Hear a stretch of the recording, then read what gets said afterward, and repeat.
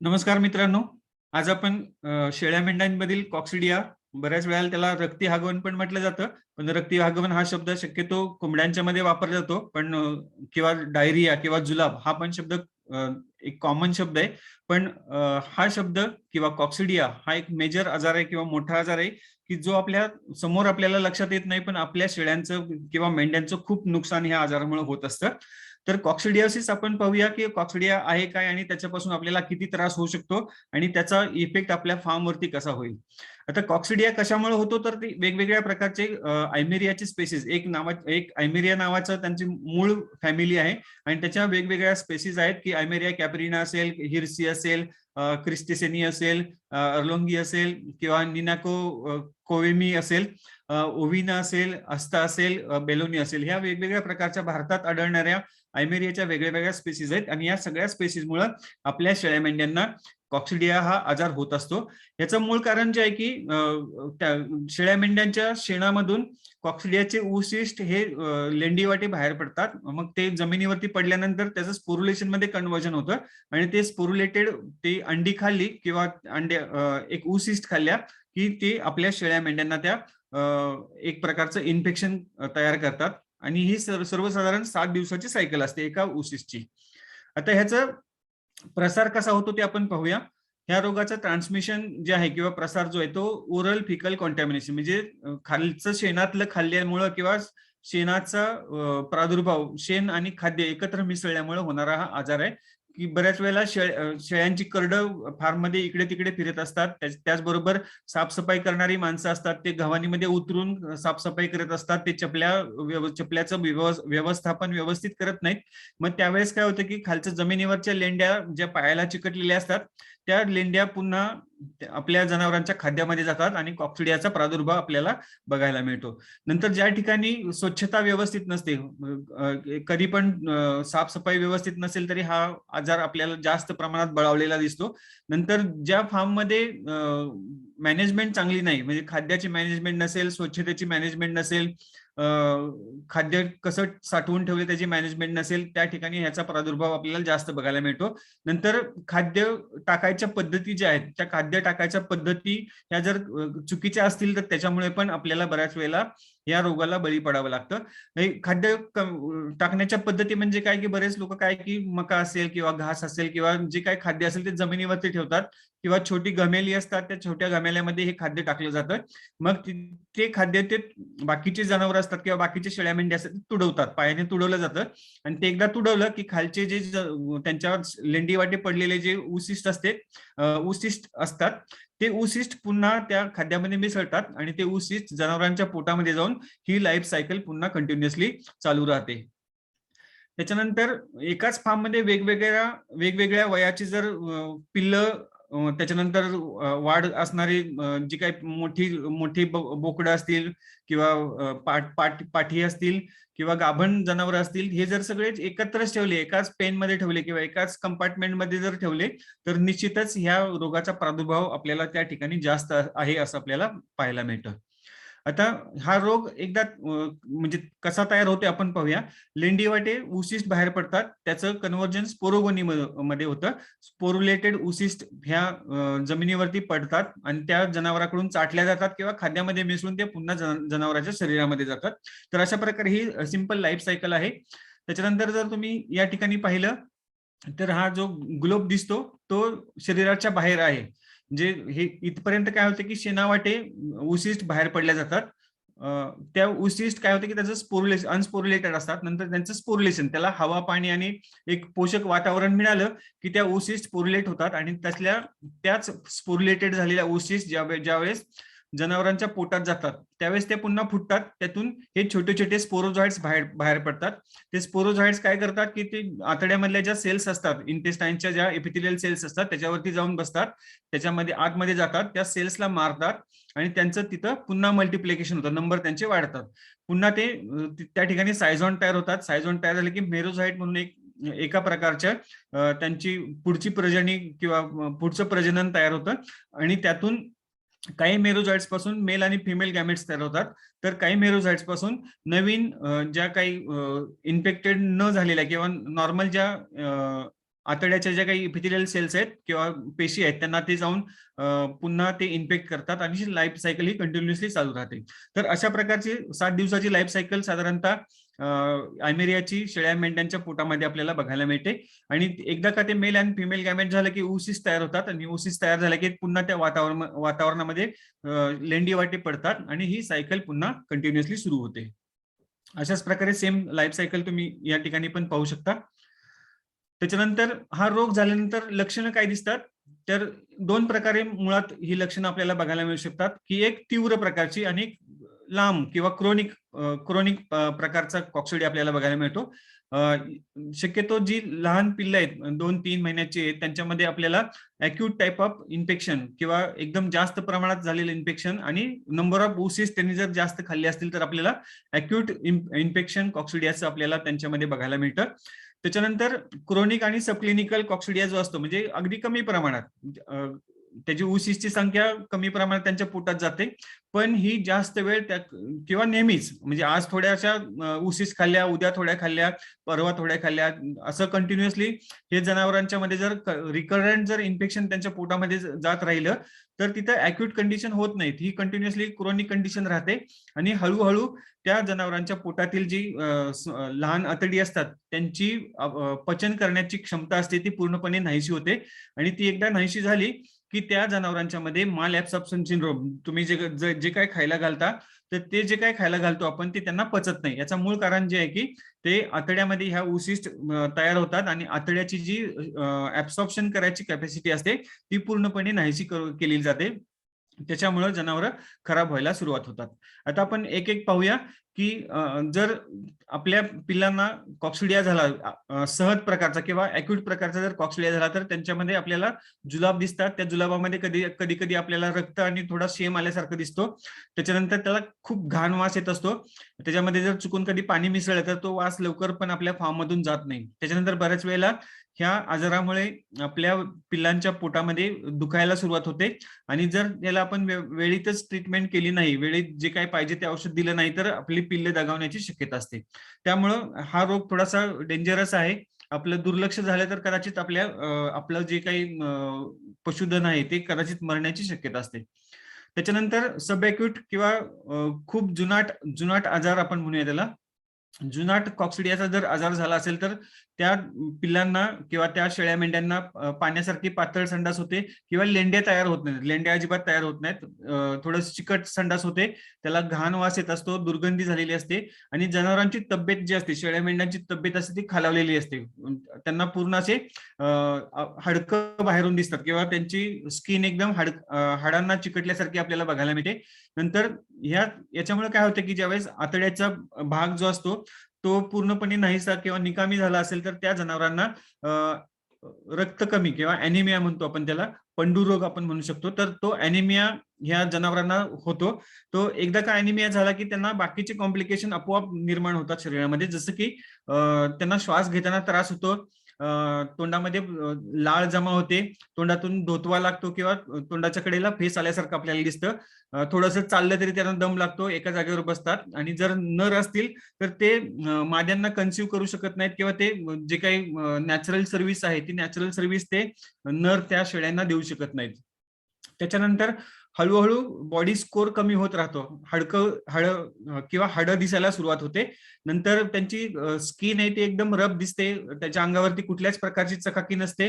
त्याच्यानंतर हाड आणि कातडी अशी एकमेकाला चिकटलेली दिसते आणि ज्या काही मेंढ्या किंवा शेळ्या असतील तर त्यांच्यामध्ये आपल्याला रिपीट ब्रीडिंग वारंवार माझावर येतात पण आपल्याला लागवड होत नाहीत असं आपल्याला कंप्लेंट आपल्याला बघायला मिळते. याचं मूळ कारण जे आहे की ज्यावेळेस नराचं आणि मादीचं ज्यावेळेस मेटिंग होतं त्याच्यानंतर जे काही एम्ब्रिओ तयार होतो त्या एम्ब्रिओला जोपासना करण्यासाठी गर्भाशयामध्ये आपल्याला त्या ठिकाणी युटेराइन मिल्क हे चांगल्या प्रकारे असणं आवश्यक आहे. पण कॉक्सिडियामध्ये काय होतं की आतड्याची कॅपॅसिटी कमी झाल्यामुळे किंवा आतड्यामधून जे काही पोषक द्रव्य आहेत ते शोषले जात नाही, त्याच्यामुळं जी काही युटेराइन मिल्क तयार होतं ते युटेराइन मिल्क चांगल्या क्वालिटीचे तयार होत नाही आणि त्याचा परिणाम होतो की जे काही एम्ब्रिओ तयार होतात ते लवकर मरून जातात. म्हणून रिपीट ब्रीडिंगचा प्रॉब्लेम आपल्याला कॉक्सिडियामुळे बघायला मिळतो. आता पोस्टमॉर्टम लिजन आपल्याला बघायचे की जर चुकून जनावर कॉक्सिडियामुळे मेलं तर त्याच्यामध्ये काय काय लक्षणं दिसतात. तर त्याचा जो आतला सगळा शरीराचा भाग आहे तो पांढरा पडलेला असतो, त्याला आपण ॲनिमिया म्हणतो, पांढरं फटीक पडलेलं असतं.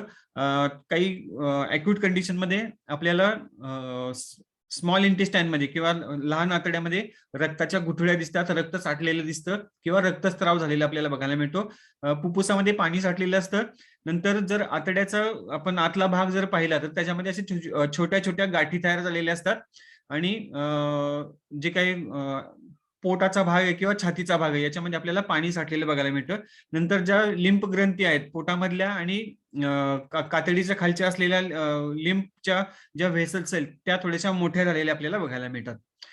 नंतर जे क्रोनिक केस आहेत किंवा लांब जास्त दिवस चालणारा जो कॉक्सिडिया आहे त्याच्यामध्ये जर पोस्टमॉर्टम लिजन बघायचे म्हटलं किंवा शवविच्छेदन केल्यानंतर आपल्याला बऱ्याच वेळेला असं सापडतं की त्यांचे जे डोळे आहेत किंवा डोळ्याच्या आपण आतमधला जो भाग आहे तो अंड उकडल्यानंतर जसं पांढरं दिसतं तशा प्रकारे आपल्याला दिसायला लागतो.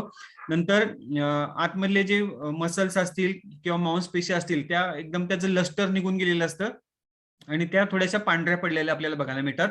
त्याच्यानंतर आतड्यामध्ये त्याचबरोबर जे चौथं पोट आहे अबोमॅझम त्याला म्हणतो आपण, की त्याच्यामध्ये बारक्या बारक्या छोट्या छोट्या गाठी तयार होतात.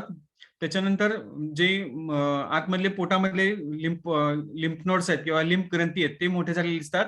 त्याचबरोबर जे कातडीच्या खालच्या असलेल्या लिम्फच्या ब्लड व्हेसल्स लिम्फच्या व्हेसल्स आहेत त्या पण आपल्याला मोठ्या झालेल्या बघायला मिळतात. फुफ्फुसामध्ये पाणी साठतं, छातीच्या पिंजऱ्यामध्ये पाणी साठतं, पोटामध्ये पाणी साठलेलं आपल्याला बघायला मिळतं. त्याचबरोबर ज्या काही ॲडिपोस टिश्यू आहेत किंवा चरबी आहे त्या चरबीचं रूपांतर जे आहे ते चरबीचं रूपांतर मुळात ह्या रोगामध्ये पाण्यासारखं किंवा असं थोडीशी ज्या चरबीचा भाग आहे तो नेहमीसारखा आपल्याला दिसत नाही, तर त्याला आपण हात लावला तर ते असं जिलॅटिनस टाईप ऑफ झालेलं आपल्याला बघायला मिळतं. त्याला आपण जिलॅटिनस ट्रान्सफॉर्मेशन ऑफ ॲडिपोस टिश्यू असं म्हणतो. याचं मूळ कारण जे आहे की ज्यावेळेस आतड्यांची कॅपॅसिटी संपते त्यावेळेस जे काही बॉडीमध्ये साठलेली चरबी आहे त्याचं रूपांतर शर्करेमध्ये करून किंवा एनर्जीमध्ये करून ज्या काही ॲडिपोस टिश्यू आहे त्याचा वापर केला जातो आणि त्याचा परिणाम म्हणजे ह्या सगळ्या ॲडिपोस टिश्यू ज्या आहेत त्या जिलॅटिनस आपल्याला पाहायला मिळतात.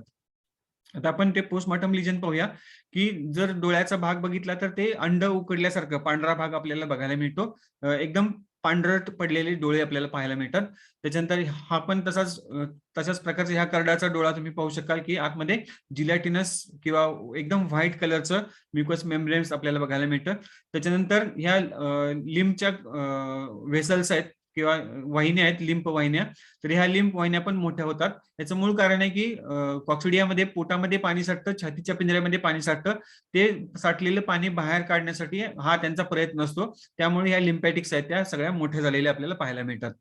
त्याच्यानंतर गळ्याच्या भोवतालचा जो भाग आहे त्याच्यामध्ये पण जिलॅटिनस ट्रान्सफॉर्मेशन दिसतं.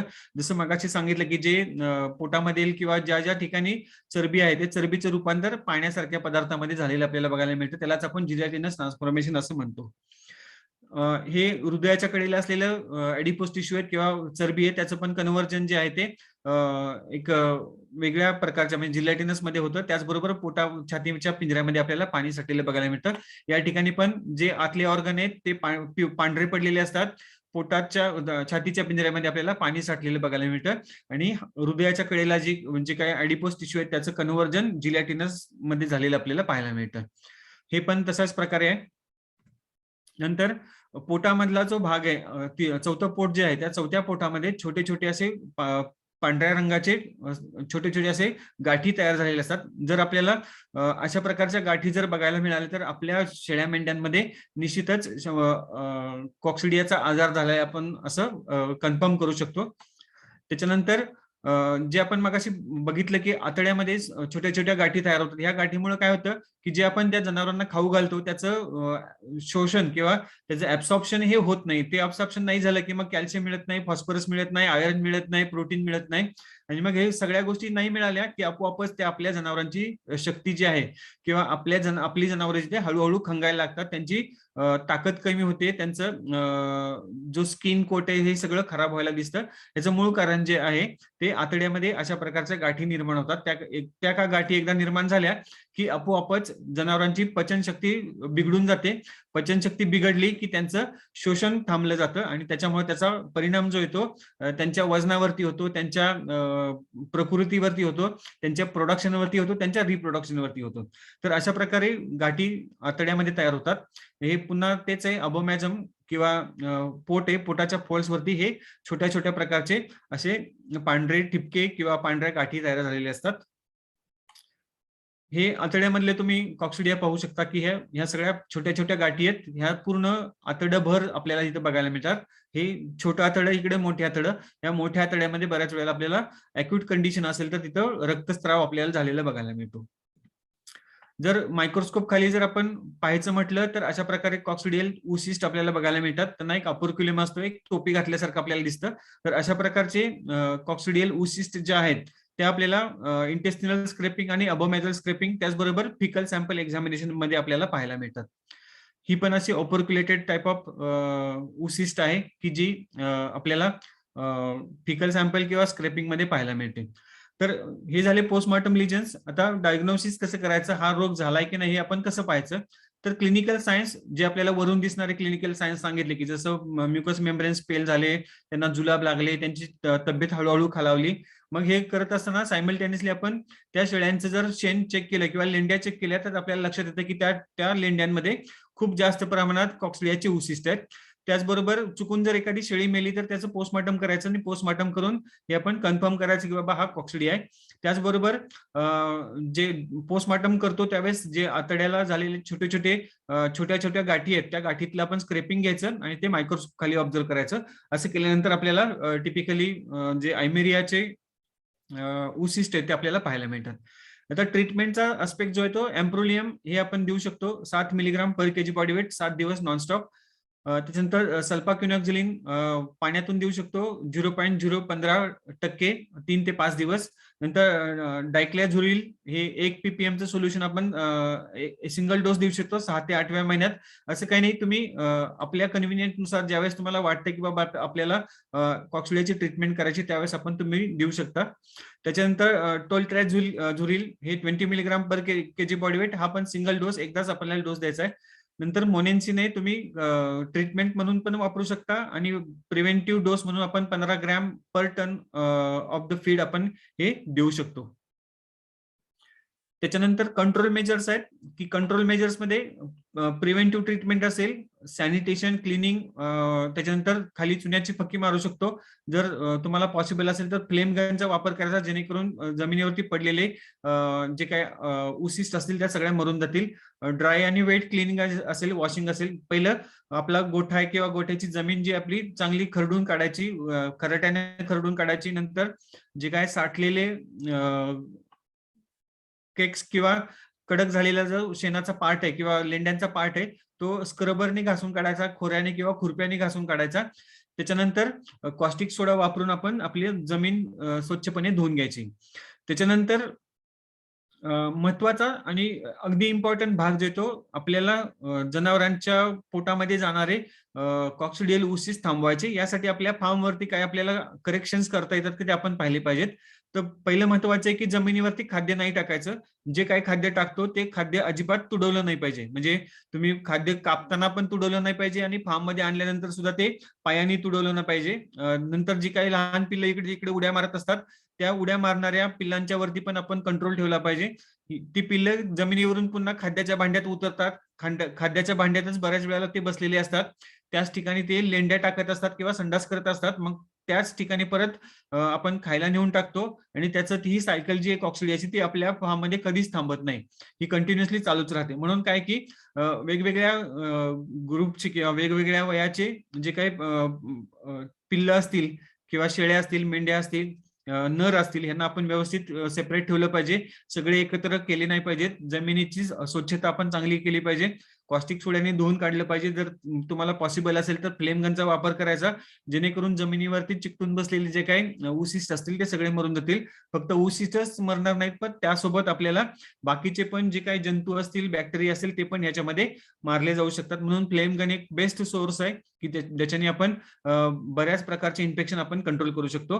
तर महत्वाचा जो पार्ट आहे की आपण ओरल कॉन्टॅमिनेशन, हे ओरल फिकल कॉन्टॅमिनेशन आपण रोखलं पाहिजे.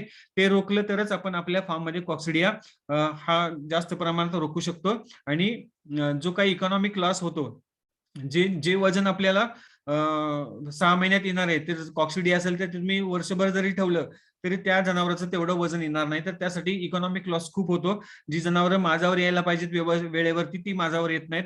त्याच्यामुळं आणखीनच जो इकॉनॉमिक लॉस होतो तो हा कॉक्सिडियामुळे होत असतो. तर साधारणतः कंट्रोल मेजर्स अशा प्रकारे आपल्याला करणं आवश्यक असतं. तर माझ्याकडून कॉक्सिडियाबद्दल एवढं सगळं सांगून झालेलं आहे. तुम्हाला जर कधी कॉन्टॅक्ट करायचं असेल तर तुम्ही करू शकता. 8600891946. फक्त व्हॉट्सअप कॉलिंगसाठी फोन अवेलेबल नसतो. Thank you very much.